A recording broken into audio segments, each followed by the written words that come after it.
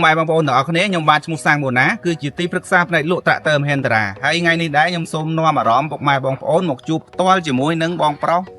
mình nè đại chỉ là tị chôn chắc robot tạ tơm Hendra nơi khang khai tập bông mồm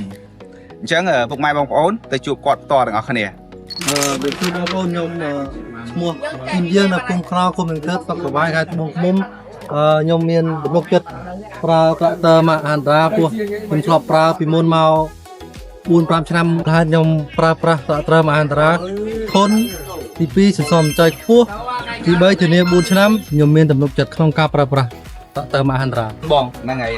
សម្រាប់ការជឿទុកចិត្តទៅលើត្រាក់ទ័រមហន្តរាហើយបងបន្តប្រើពីមួយទៅមួយជួបជាមួយនឹងអតិថិជនថ្មីដែលគាត់មិនធ្លាប់បានប្រើប្រាស់ត្រាក់ទ័រពីមុនមកទេតោះទៅជួបគាត់ទាំងអស់គ្នា បាទការសម្រាប់ចិត្តហ្មងខ្ញុំលើត្រាក់ទ័រហ្នឹងវាមាន3ចំណុចដ៏ល្អដែលទទួលទៅបានចំណុចទី1មុនមានការធានាបានយូរជាងត្រាក់ទ័រដទៃ4ឆ្នាំក្រុមហ៊ុនធានាឲ្យបានប៉ុណ្ណឹងបាទហើយចំណុចទី2នោះគឺនេះជាអូបាទហើយ